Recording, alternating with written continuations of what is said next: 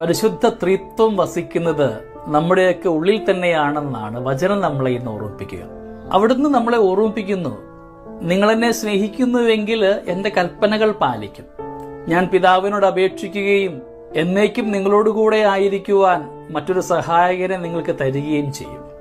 താൻ തുടങ്ങിവെച്ച എല്ലാ പ്രസ്ഥാനങ്ങളെയും മുമ്പോട്ട് കൊണ്ടുപോകുവാൻ, വിശ്വാസത്തെ സ്ഥിരീകരിച്ചു കൊണ്ടുപോകുവാൻ, സങ്കടമായിരിക്കുന്നവർക്ക്, ഭയത്തിലായിരിക്കുന്നവർക്കൊക്കെ ധൈര്യം പകരുവാനായിട്ട് എല്ലാം പൂർത്തിയാക്കുന്ന സഹായകനായ പരിശുദ്ധാത്മാവിനെ വാഗ്ദാനം ചെയ്തിട്ടാണ് ഈശോ മിശിഹ സ്വർഗത്തിലേക്ക് എടുക്കപ്പെടുക.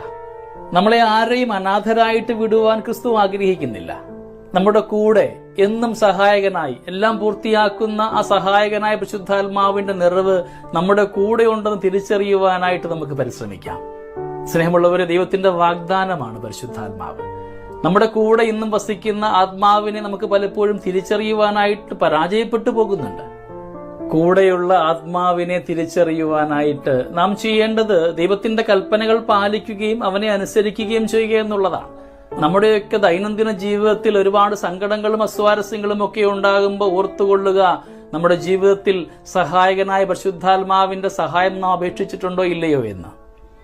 ജീവിതത്തിൽ എന്തെങ്കിലുമൊക്കെ ഇന്ന് പാതി വഴിയിൽ മുടങ്ങിക്കിടക്കുകയാണെങ്കിൽ ഓർത്തുകൊള്ളുക, എല്ലാം പൂർത്തിയാക്കുന്ന സഹായകനായ പരിശുദ്ധാത്മാവിനെ നീ വിളിച്ചിട്ടുണ്ടാവുകയില്ല. എല്ലായ്പ്പോഴും നമ്മുടെ കൂടെ, നമ്മളെ ആരെയും അനാഥരാക്കുവാൻ ആഗ്രഹിക്കാത്ത, സങ്കടപ്പെടുത്തുവാൻ ആഗ്രഹിക്കാത്ത, ഒറ്റയാകുവാൻ ആഗ്രഹിക്കാത്ത ദൈവികമായ കരവലയത്തിൽ നമ്മളെ ചേർക്കുവാൻ പരിശുദ്ധാത്മാവിന്റെ സഹായം ആവശ്യമാണ്, സാന്നിധ്യം ആവശ്യമാണ്. സ്നേഹമുള്ളവരെ, നമ്മുടെയൊക്കെ അനുദിന ജീവിതത്തിൽ പരിശുദ്ധാത്മാവിന്റെ സാന്നിധ്യം അനുഭവിക്കുവാനായിട്ട് നമ്മളെ യോഗ്യരാക്കണമെന്ന് പ്രാർത്ഥിക്കണം. എല്ലാം പൂർത്തിയാക്കുന്ന പരിശുദ്ധാത്മാവായ ദൈവമേ, എന്റെ ജീവിത സമസ്യയിലേക്കൊക്കെ നിന്റെ സാന്നിധ്യം ഉണ്ടാകണമെന്ന് ഞങ്ങൾ ഒന്നുചേർന്ന് പ്രാർത്ഥിക്കുന്നു. ജീവിത ഉത്തരവാദിത്തങ്ങളിൽ, സങ്കടങ്ങളിൽ, ബലഹീനതയിലൊക്കെ ഞങ്ങൾ നിസ്സഹായരായിട്ട് പോകുമ്പോൾ സഹായകനായി നീ കൂടെ ഉണ്ടാവണമേ.